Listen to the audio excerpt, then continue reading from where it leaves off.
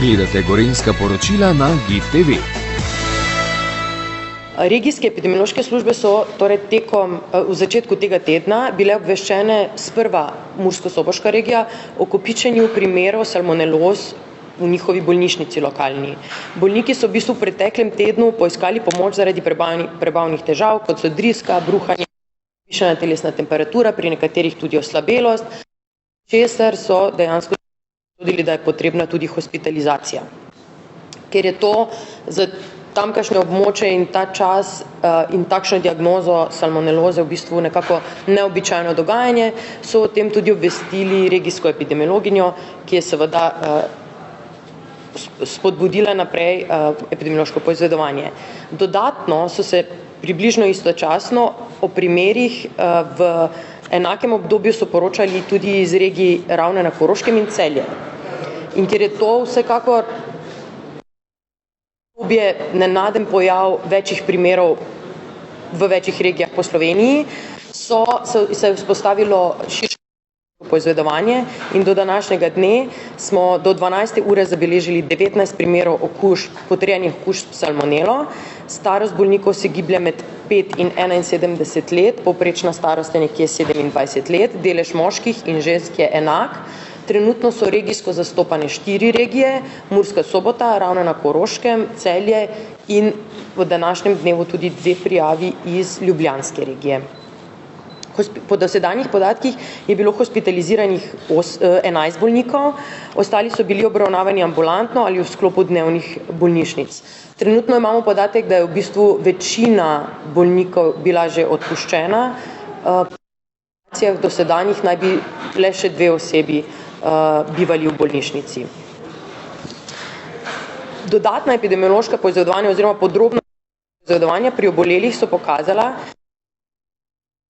torej po večini niso povezani, torej niso del nekega skupnega zasebnega druženja ali nekih sorodstvenih vezi ali karkoli podobnega, so pa torej iz istih regij in iz različnih regij, kar je dejansko epidemiologom nekako nakazalo na možen skupni izvor okužbe, ki bi bil širše dostopen. In pri večini primerov je pri anketiranju o možnem viru okužbe izstopala verjetnost uživanja enakega živila, to je bil tatarski biftek, v obdobju martinovanja. Torej nekje v vikendu martinovanja užili tatarski biftek, dni kasneje razvila klinična slika prebavnih težav, pri določenih osebah je ta zahtevala tudi podrobnejši zdravniški pregled, tudi hospitalizacijo. Pomembno je poudariti, da so v bistvu isti biftek ali pa enak biftek jedle tudi druge osebe v krogih oboleli in niso zbolele oziroma sliko, ki ni zahtevala nekako zdravniške. Mogoče je tukaj pomembno, da poudarimo, da se salmonelami je lahko recimo okuženo na primer surovo meso. Če ravno so najpogostejše ptice, perutnina, tudi jajca, se lahko seveda bakterija pojavi na kakršnemkoli surovem mesu, tudi govejem mesu, svinjskem mesu in podobno. Širijo se dejansko z slabo toplotno obravnavo teh živil, torej če jih toplotno ne obdelamo dobro, preden jih užijemo, se seveda lahko s tem okužimo. Se pa salmonele lahko širijo tudi z dotikom, torej človeka na človeka, preko neke slabše higiene rok, ker bakterije salmonele se seveda izločajo z blatom in če nismo pozorni pri umivanju rok, pri varnem zavrženju plenic in podobno, se seveda lahko na naše roke te bakterije prenesejo, slabšo higieno seveda lahko spravimo v naše telo in se na tak način tudi okužimo. Tako, lahko se pa okužba pojavi tudi zaradi neposrednega stika z okuženimi živalmi. V nadaljevanju so naši regijski epidemiologi ob postavitvi suma na okužbo z živilom v skladu z ustaljenimi postopki seveda obvestili tudi kolege na regijskih oziroma območnih enotah uprave za varno hrano, veterinarstvo in varstvo rastlin, ki so seveda v skladu s svojimi kompetencami na to izvedli nadaljnje postopke nadzora, ki jih obsega njihovo delo. Glede na potek dogodkov in analizo podatkov pa se je epidemiološka služba odločila tudi za podrobnejšo mikrobiološko analizo genetskega zapisa pozitivnih vzorcev pri bolnikih. In danes bomo v bistvu na Nacionalni laboratorij za zdravje, okolje in hrano poslali tudi naročilo za sekvenciranje celotnega genoma pri 19 vzorcih, trenutno je tako odločeno. Zdaj, v bistvu za konec bi jaz rada samo še povedala, da neka akutna okužba s salmonelo, načeloma ne predstavlja nekega dolgotrajnejšega tveganja za bolnike, ki se z njo okužijo. Običajno se razreši sama z nekako simptomatskim zdravljenjem, neko specifično zdravljenje mnogokrat skoraj da ni potrebno in tudi smrtnost je dejansko zelo nizka. Tako da razloga za nek večji preplah ni. Ker pa seveda se bližajo praznični dnevi, kjer je veliko hrane na naših mizah, je seveda zelo pomembno, da s to hrano ravnamo varno, jo torej dobro toplotno obdelamo, zlasti surovo meso, moramo preprečiti tako imenovano navzkrižno kontaminacijo živil v kuhinji, torej pomeni, da če surovo meso režemo z enim nožem na eni deski, na to za rezanje recimo zelenjave ali sadja uporabimo absolutno drugo površino in tudi drugi nož in seveda tudi higiena rok je daleč na prvem mestu, ne zgolj zaradi salmonela, ampak tudi zaradi splošnih higienskih ukrepov, ki jih verjetno v tem času oziroma po tem obdobju. Z moje strani bi za neko osnovno predstavitev to bilo vse, vprašanja pa verjetno sledijo kasneje. Hvala lepa. Hvala lepa, dr. Sanja Guzem. Z nami pa je direktor inšpekcije za varno hrano, gospod Podpečan, prosim. Dobar dan, lep pozdrav.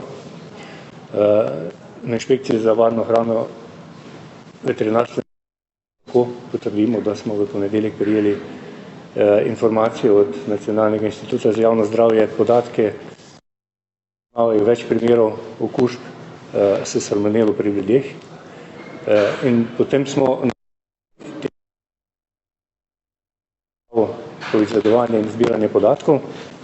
V prvi fazi te preiskave smo obravnavali 3 trgovske verige in pa 2 proizvajalca in na podlagi informacij, ki jih pridobili, smo prišli do proizvajalca, ker se je dejansko ugotovilo, da se je pri proizvodnji mesnih izdelkov pojavila salmonela.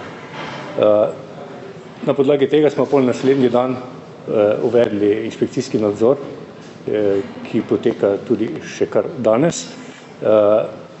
Moram pa tu poudariti na tej fazi preiskave in pa inšpekcijskega nadzora, da povezave med primeri, ki jih obravnava Nacionalni inštitut za javno zdravje in pa veterinarska inšpekcija, še ne moramo ne potrditi, ne overeči neposredne povezave med temi primeri in pa primerom pojava salmonele v mesnem izdelku pri tem proizvajalcu. Tako da to bomo lahko šele kasneje, kar pa mislim, da bo bolj natančno lahko pojasnili predstavniki iz laboratorija. Tako da za uvod bi bilo toliko. Hvala, pa bo potem kolegica še nekatere podrobnosti v nadaljevanju. Hvala lepa. Z nami je še gospa Nadja Škrk, vodja sektorja za nadzor hrane, prosim. Ja, dober dan. Kot je direktor omenil, smo pravzaprav na podlagi vseh prejetih podatkov ugotovili, da je v morebitne izbruhe povzročene z tatarskim biftkom vključeno eno slovensko podjetje, se pravi naš proizvajalec. V skladu z ustaljenimi postopki smo včeraj pri njem sprožili pregled, kjer se je seveda preverjalo sledljivost surovin, kot tudi njihovo varnost. Preverilo se je higienske postopke, tako čiščenja, opreme, kot tudi prostorov in pa seveda zdravstveno stanje zaposlenih, kar ti potrebno izključiti morebitno klicenoštvo. Na podlagi ugotovitev se je pravzaprav sprva 8 zaposlenih, ki so v neposrednem stiku z živili, poslalo na zdravniški pregled, kasneje se zadeva razširila pravzaprav na vseh 29 zaposlenih. Ugotovitve, se pravi rezultate, trenutno še čakamo. Obenem je bilo v obratu vzetih tudi 5 vzorcev, uradnih vzorcev živil, in sicer meso uporabljeno za surovino tatarskega biftva, dve začimbi, kot sicer tatarski biftek in pač eno od salam, ki se pač neposredno uživa. Ugotovitve še čakamo.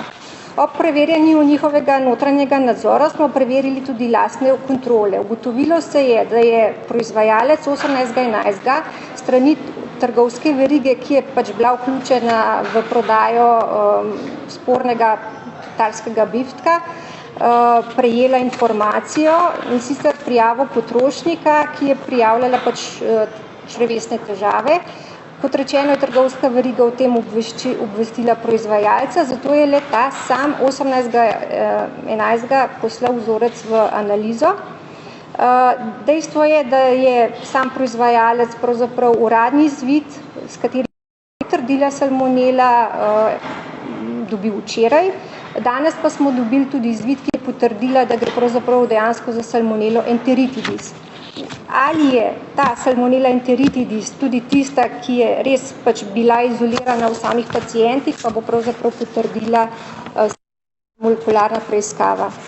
Kar se samih ukrepov tiče, trenutno velja prepoved proizvodnje in prometa živili, ki se pač neposredno uživajo brez kakršnekoli termične obdelave strani potrošnika. Zahtevan je bil umik od poklic teh živil. Sami ste morda zaznali, da smo včeraj tudi na naši spletni strani objavili informacijo o poklicu 2 lotov tatarskega biftka, ki se nahaja v prometu. Dejstvo pa je, da bo to pač trajalo toliko časa, dokler ne bomo pač pridobili zadostnih zagotovil strani proizvajalca, da so živila, ki jih proizvaja, varna. Morda bi omenila še to, da v okviru letnega programa vzorčenja smo v letošnjem letu vzorčili tudi vzorce rac. Vemo, da se pač le-te uživajo za čas smrtinovanja v večjem obsegu. Prejeli smo rezultate 12 vzorcev in kar lahko potrdimo je, da v enem vzorcu je bila potrjena salmonela typhimurium, ki pač ni vključena v konkretno ta pri dveh vzorcih se pravi sveže race, je bila pa potrjena salmonela enteritidis, in tudi za te vzorce bomo zdaj v okviru molekularnih preiskav skušali ugotoviti, pač ali so morda ti pacienti zaužili tudi pač salmonelo enteritidis, ki bi lahko izvirala iz konkretno rac. Zaradi tega je, kot je direktor povedal, trenutno ni nobene neposredne povezave med tem tatarskim biftkom, ki se je odmika, poklicuje, in pa humanimi primeri. Toliko z moje strani. Hvala lepa. Tukaj je bil tudi omenjen v postopku tudi Nacionalni veterinarski inštitut. Z nami pa je dr. Majda Bjazeca, prosim. Pozdravljeni, jaz prihajam iz Nacionalnega veterinarskega inštituta, ki je imenovan laboratorij in je tako vključen v analitiko živil, tako uradnih vzorcev, živil živalskega izvora, kot pa tudi vzorcev drugih strank, ki ta živila prinašajo k nam v analizo. Tako da smo vključeni aktivno tudi v tem dogajanju, sodelujemo tako pri analitiki in bomo kasneje sodelovali tudi pri primerjavi genomov izolatov, tako iz humane strani bodo primerjani izolati iz ljudi in pa primerjali jih bomo s temi izolati, ki jih bomo že pridobili iz živil mogoče iz tega dogodka in predhodnih dogodkov, da bodo te povezave lažje. Seveda je za to potrebno čas in bo na to potrebno še nekaj časa počakati, ampak ja, tudi za to pride čas. Hvala. Hvala lepa.